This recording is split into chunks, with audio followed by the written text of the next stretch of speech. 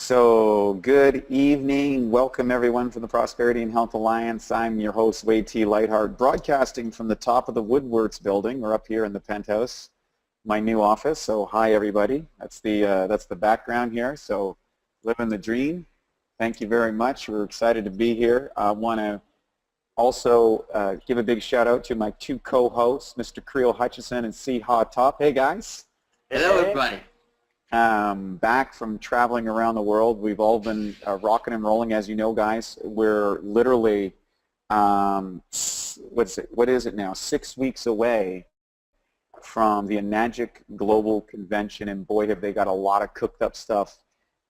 There is bottled enthusiasm at Enagic Corporate about what's coming out. The distributors in the know, the 6A, 2 3s and 2 4s and 2 5s are all like, they're like popcorn, you know, and when the colonels arrive in Las Vegas, man, it's just going to be a real party. So you definitely want to be there. Figure out your tickets, look for shared hotels, look for discount deals, book them now, get in there, stack them, pack them, rack them, whatever you got to do. Get down to the global convention because it's going to be amazing. The tickets are available on enagic.com. You go to the site, you can click on the July convention, you'll see there's a great video, promote it to your teams, get everybody out there, because really the result is when people go to a physical event, we do these digital events every week, which are really important, but when you get people into a physical space and they're going to see thousands of distributors from around the world, it's going to anchor into your team's whole mindset, right into their aura, into their field, and that will keep them amped up for months and months and months, and of course that enough to get to Eric Worre, which is going to be December 1st. And with those two events, you've got your two big ones, kind of a bookmark for the year. Definitely get on it. And speaking about teams and personalities and things, you know, when you're building a big organization, you got to recognize that there's a lot of components go to it. There's the business side of it, and then there's the personality side of it. And I know that a lot of us are asked this question all the time: what makes a good distributor? Or how do I build a good team? Or what are what we can call soft skills that you require in order to make the smoothness of transition so that the business and the business and the water and the structure and the whole thing kind of fits together into this perfect mixture that the person goes, yes, I'm ready, yes, I want this, yes, let's do this. And how do you concoct that? So what I've asked tonight is, I've asked Creel Hutchison is gone out there, and he's going to share what are the characteristics that you're looking for. How do you look for people? And I don't want to say you don't want to prejudge, but when you get one of these people, I'll tell you a quick story. Years ago when I first started out, my sponsor had told me a little secret. I said, how do you find these people that are like these people that go off and build these giant organizations? And he says, I'll tell you, it's the people that call you all the time. First thing, they're motivated, they're taking action, they're asking questions you don't know the answer to. That's a good thing, not a bad thing. And that happened with Siha. And two things, actually. And I'll tell another story with Creel, and then we'll launch into this because it's really important. But that happened with Siha. He was asking me a whole bunch of questions I didn't know. So I called up my sponsor, George, and I said, hey, George, you know those guys that you think that they're talking about? I think I got one of those. And he says, yeah, and I told him who he was, and I said, look, can you come out and meet him? And he flew out from Chicago, and he came to Bellingham. He came to Vancouver, and he drove down to Bellingham, and he kind of laid it all out for Siha, and that was one of the greatest things anybody had ever done for me, because it was way out of his count. It didn't, you know, it wasn't going to make him wealthy. It wasn't going to do anything else. But he went and took the time and really laid out something for Siha, who's gone on to do such amazing things in Enagic. And just so you know, guys, on Siha's team, he's probably the most loved distributor in all of Enagic. So when the guy speaks, listen. I can't say that for everybody else, but I can say that about Siha. That's the thing. And then furthermore, I'm going to talk a little bit about, you know, Creel. When Creel was brought to me by a friend of mine, Katrine, and I mean, Creel brought all of these questions and hard questions and really went through this with a fine-tooth comb and a detail level that only he's. Now, Creel and Siha are very different personalities, but they had some specific characteristics that are actually similar. And those characteristics are what's going to take you to success. And tonight we're going to share those with you and how you can go out and find those people and how you can take what you found and teach that to your teams and get your skill set up so that you get your organization growing into those 2 2s and 2 3s and 2 4s and those long range things that you can really happen in this business. So without any further ado, I want to turn it over to my bro, Mr. Creel Hutchinson, the man that's going to put it all together. He had a great party this weekend. Thanks. It was awesome to be hanging with you.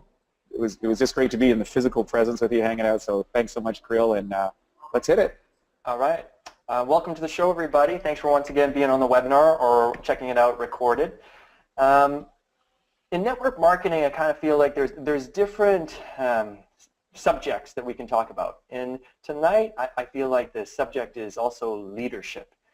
And when you take your business serious, you start to realize that you're a talent scout, or you're a leader and you're looking for talent out in the field.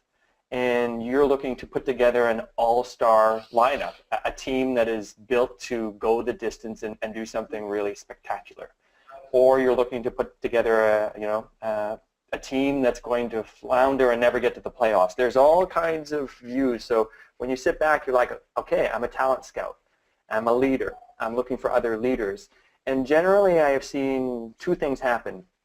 You either find leaders or you develop leaders. And when you find leaders, you kind of know because they've got experience, they're motivated, they're coming hungry, or you're going to spend some time, your life energy, to really work with somebody. So I want to cover both of those aspects as we move forward. And let's move it on to the first slide here.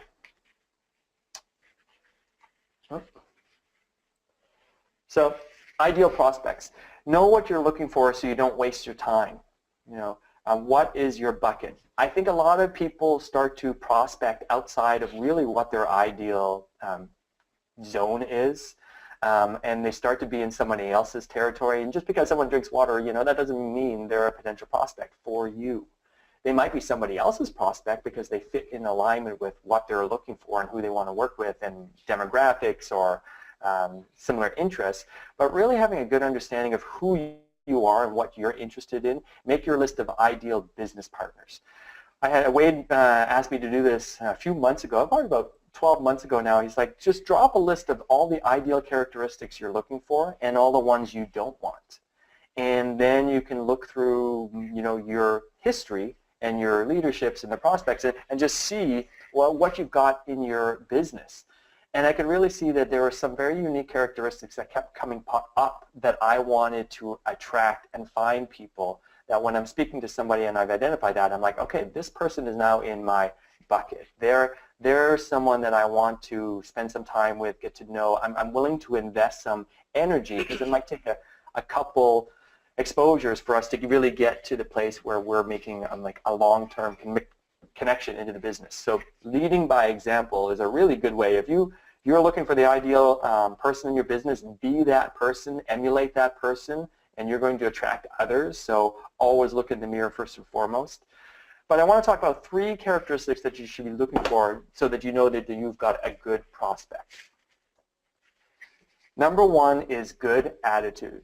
It's not always what someone says, but how they say it, right? So people with great attitudes, you just want to be around. Are they complaining or negative, or are they positive and excited? And that's a really, we've all done that. We've gone to parties, or we've gone to events, or we've listened to a speaker, or we've turned on a link, and the energy that we're getting from the person is so flat, or it either turns us away. So that is generally not a person that you're going to lean in towards. And sometimes we fool ourselves. We realize this person doesn't have a good attitude, but we still invest time and energy. As I've gotten more mature in my business and in my network marketing career, I start to realize that you kind of know from the beginning if it's going to go somewhere. And I just now more trust my intuition, and also I trust these characteristics. And if they don't line up, I just don't work with it. So I'm a big fan of Ray Higdon. He does some really great stuff online and value-added training for network marketing and for sales in general. Check it out. But he says, if someone asks me in a nasty tone if this is a pyramid, they have more likely disqualified themselves from working with me because I am picky, and so should you be with who you spend my time training.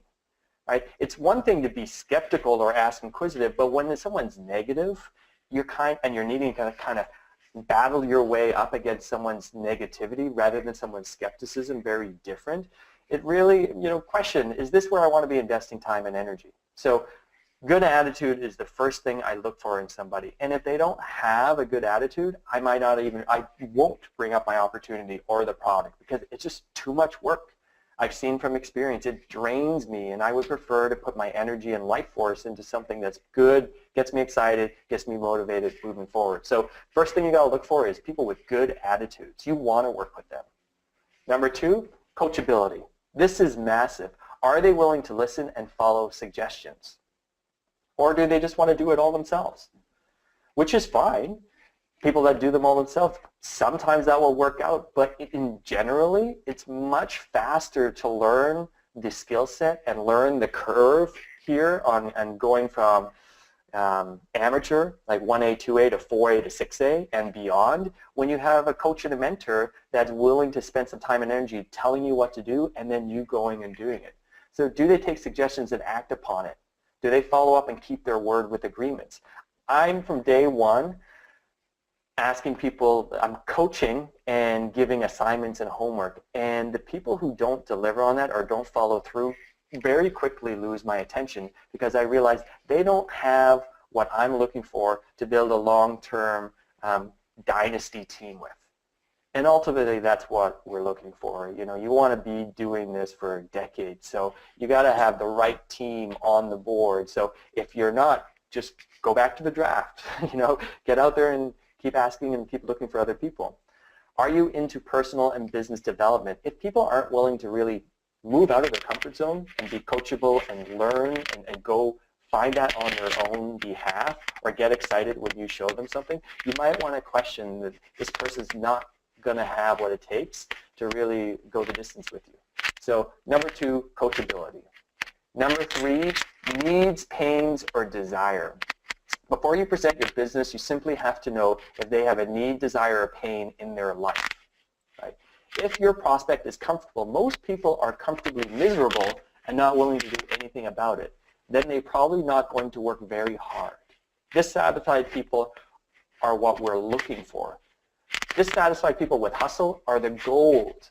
Wade found both Siha and myself, and one of the things that we had in common where we were experiencing pain and we had a desire to change that.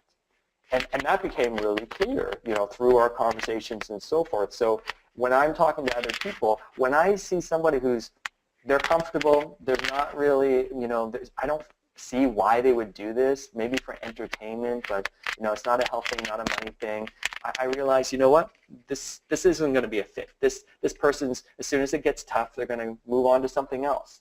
So when I'm prospecting, I'm looking for somebody that's going through a bit of challenge, right? And somebody that's proven it in the past that they got hustle, so they've been successful at something else they've done. Siha, for example, with his financial business in Washington State, successful past. So obviously, the guy's got hustle. When I look for different people in my business, like one of my leaders, Rashek Lightwan, has built retreat centers, organized other businesses. He knows how to do it. So I found him when he was looking for a new project. So dissatisfied people with hustle are the gold in this business, right? You ask key questions to uncover this before you pitch them. So good attitude, coachability, and identifying that they've got some kind of pain and we've got a solution to fill it. That's my ideal prospect when they have those 3 things going. And then I just want to add one little thing, tip for coaching, right? See people for who they could be, not where they are. We are never our circumstances or obstacles. We are always poised for greatness to make a major change for the good, even if going is tough. People believe in people, they can feel that. So when I identify I'm going to work with somebody, I see the potential in them.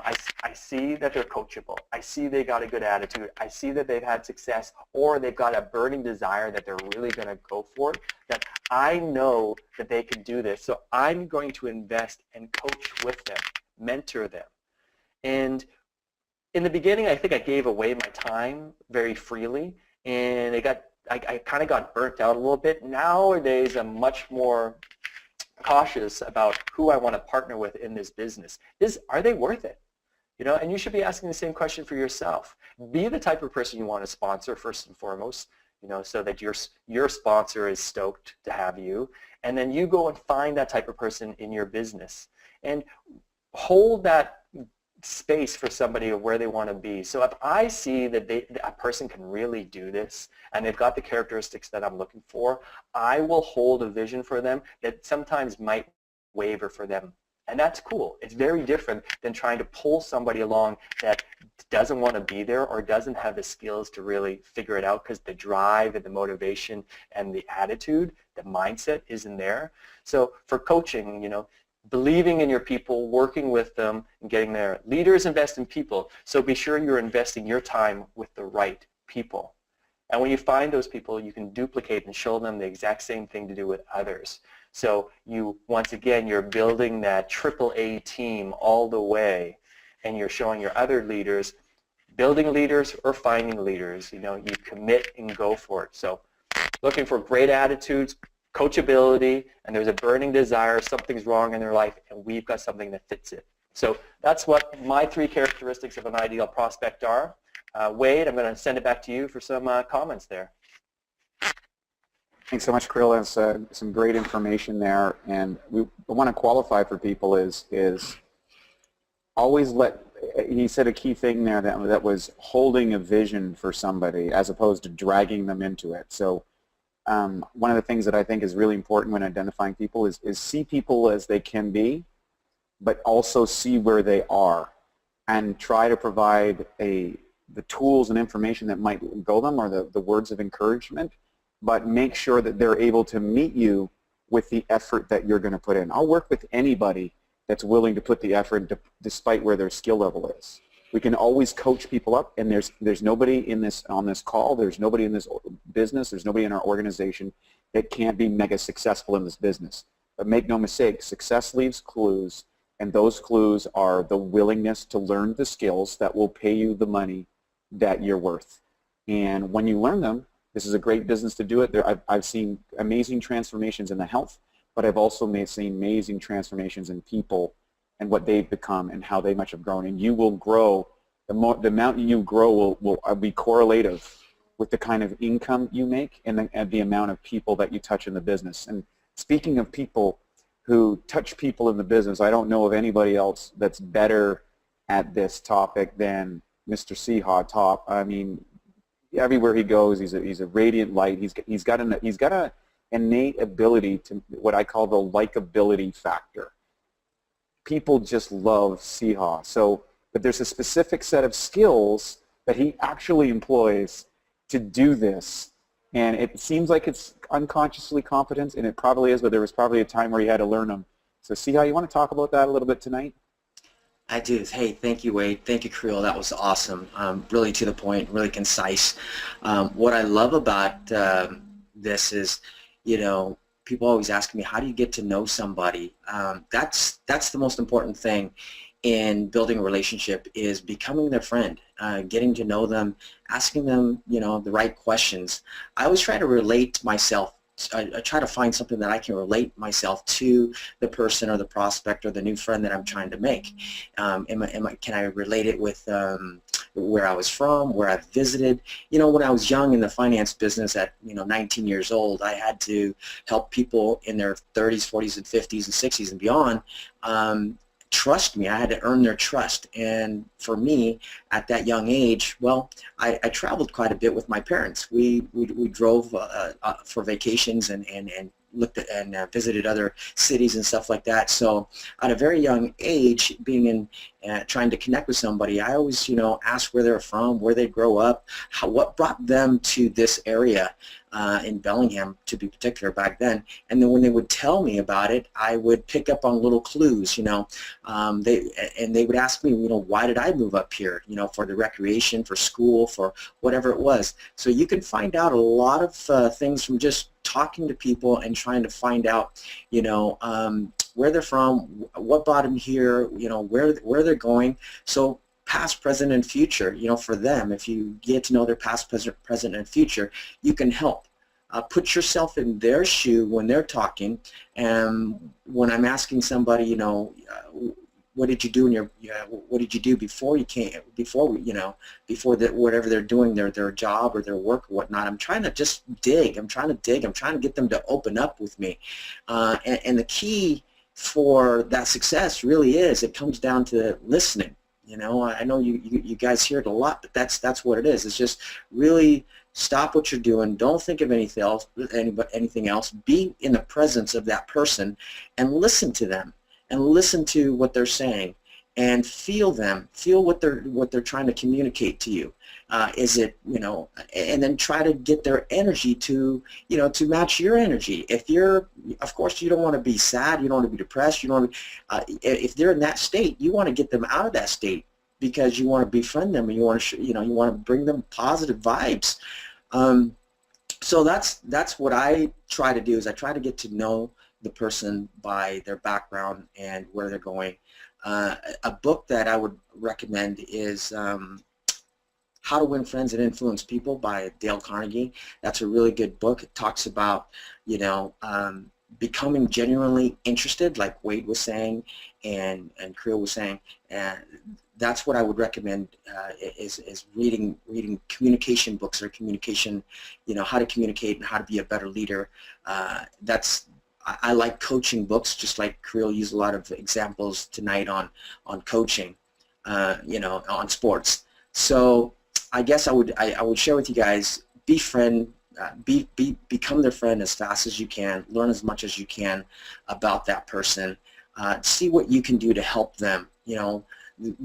Use real life stories. For instance, I've got teammates and you've got teammates, and we're meeting people from all walks of life.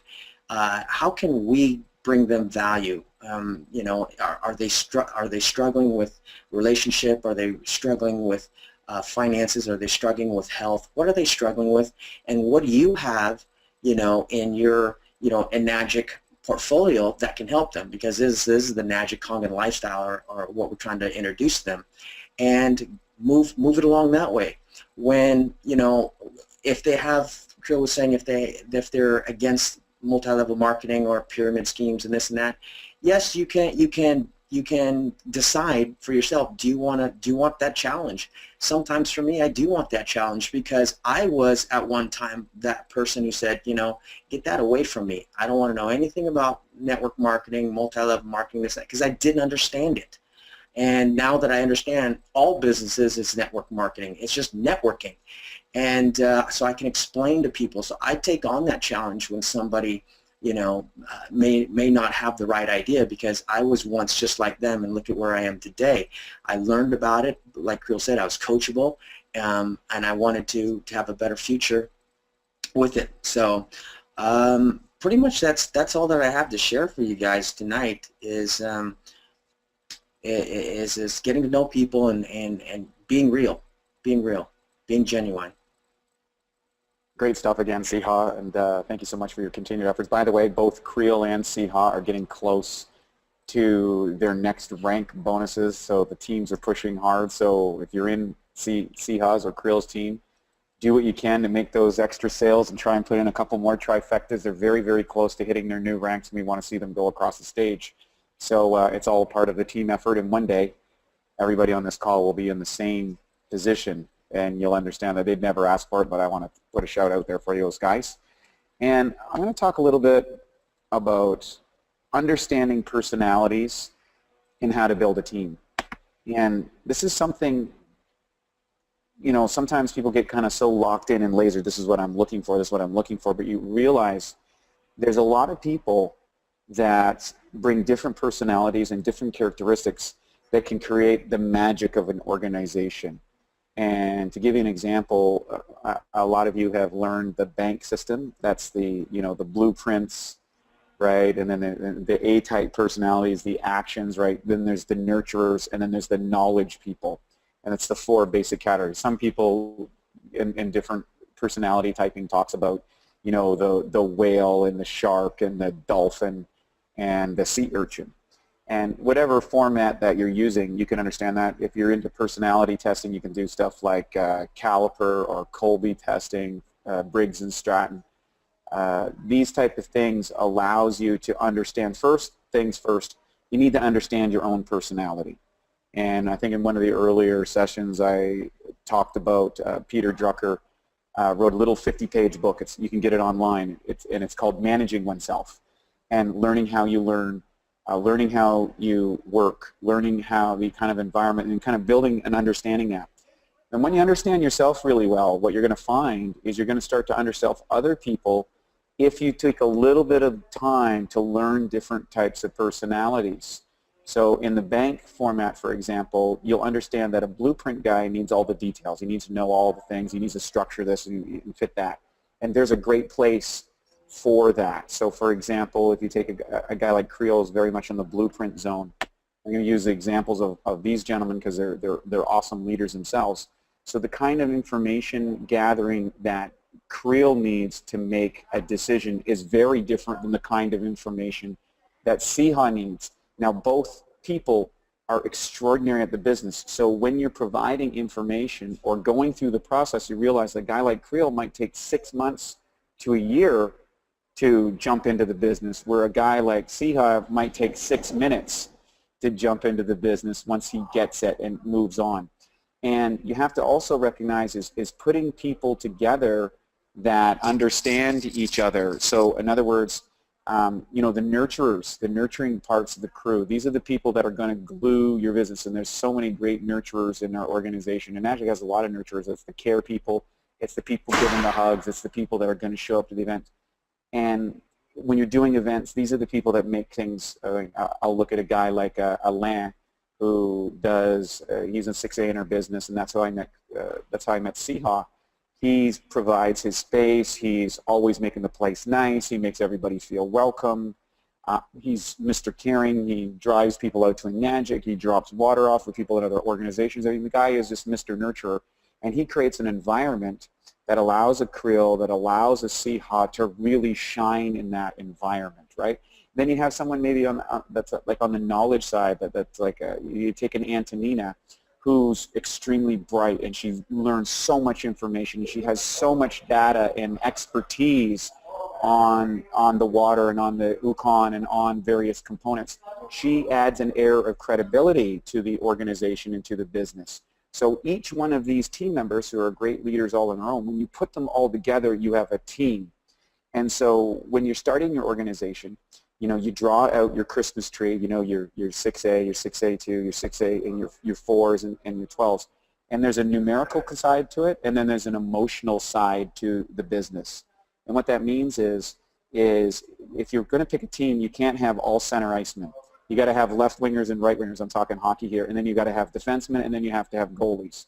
And different personality types fit your organization. So try and see people for the value that they add, and also see where they may not have those strengths, and have them partner and work with people who have those strengths, or leverage that. And that's the power of group dynamics. That's the power of being part of the Enagic family. That's a part of why we created these webinars, and you know, the differences between us as leadership styles and who we are and how we build teams. But we're all building this together. And for you guys that are out there, I want to encourage you to find people who offset your skills, who have a different skill and a different personality, and that's going to cause, it's going to allow you or invite you, if you will, to grow as a person, to grow as a distributor. And when you start to see the value and strengths of people, and maybe where they're not so strong, you can help them by putting the right people with them and working with them and allowing them, and also leveraging maybe someone to help. You know, if you've got a blueprint person, maybe they need to talk to another blueprint person in the group to get that aha moment. Or if you've got an action person, they need to talk to another action person to make that aha moment. Or a nurturer is going to come to the group because they see other nurturers and they love the nurturers, and that's part of the deal. So just remember, think yourself as a general manager of a team, and you're putting together the ultimate team, and people are coming in, people are going out and stuff, and you want to put that all together to kind of create your magic. And I think those that's managing yourself, How to Win Friends and Influence People. Very, very, very critical books for being successful and doing a little personality testing. We recently did a test called Caliper, very revealing about my own strengths and my own weaknesses and my own liabilities. And when you see these type of things and you see other people's reports, it really just takes all the edge off everything. So with that, guys, I want to open it up to any questions and bring my two gentlemen back here, Creel and Siha. You come on back. Hey guys, welcome back. So we're going to go quickly. If anybody has any questions, now the time. Someone is making some noise like potato chip bag or something. Well, thank you, Callie. Great to have you on board tonight. I think we got the chip bag sound taken care of, or if that's what it was. I'm not sure what it was, but thanks for bringing that up. Do we have any other questions? I know we got a lot of people on the line tonight. A big shout out to a whole bunch of people. We got Ashley and Donna. Hi guys, how you doing? Amelia and Carla. Hey Carla, been a while since we've seen you. Great to have you on the calls. Krista, I see her every day. That's a great thing. So great to have you. Landon, of course. I love this guy. We have a numerical agent, MI29651. Michael, hey guy, how you doing? Great to have you on board. Ursula, Paul. Look at those people. Roger and Severe, Robert. Rishek, hey, welcome back on the grid. Welcome, Rishek. Great to have you on board. Samantha, Sandy. I'm going to check real quick. Any more questions, guys? Do you see any more questions? Don't see any If questions. not, I was going to give a little announcement. There was a great video that came out this past week, a new Kangen water demo in 10 minutes. Roger posted it on his Facebook, and so did I. I think a really good one if you guys want to check that out, because in today's shrinking ADD cultured world, having something then for people to check out in 10 minutes that gives a lot of great information is super valuable. So please do become aware of that new tool. So I want to share something really quick. Yeah, there's another announcement I'd like to make, please. This Tuesday at the Homestead Golf and Country Club, the Seattle office manager, Katsuya, is coming up to teach and train for us at 6 o'clock, 6 p.m. So everybody is welcome, across the border. Come on in and get your questions answered. Anything that's related to the Nagic Corporation, we have an office manager here, whether it's from, the time frame, the product, global, anything here. Katsuya is absolutely amazing. He just goes on and above for our teams. I just want to thank him, but also invite you guys to take up this opportunity next Tuesday, right across the border in Linden, there at the Homestead Golf and Country Club, 6 p.m. And I think tomorrow night here in Vancouver, I believe our good buddy Roger Gadet is going to be presenting, I think. Hey. And he does a great demo. I'm excited to see it. It's been a while. And by the way, Roger and Sabine are growing their business exponentially.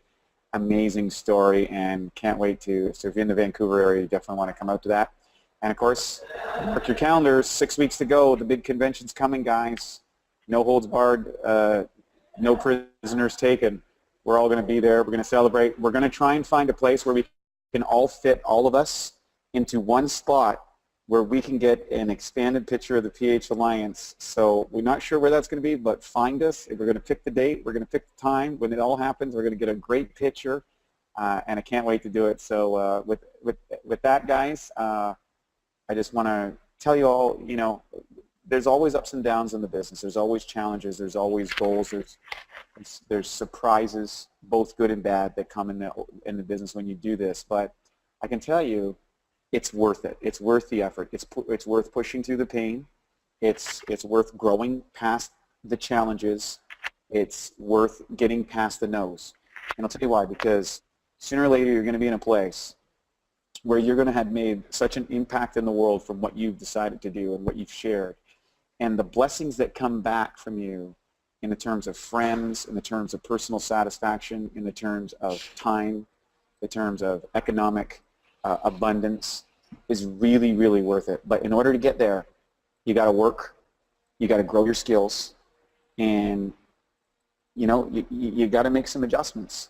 And that means where you put your time, where you put your effort, where you put your money. And so a lot of people say, if you say you can't, or whether you say you can, you're absolutely right. and that comes from Henry Ford. So why not say that you can? You're here. This is the time. You said yes at some point, and you were right. Now let's take that yes, put it to action, and turn it into a hell yeah. Yeah, right on. Let's do this. All right, bro. See you all right, next guys. week, guys. See you next week. Thank you, everybody. Bye for now. Bye for now.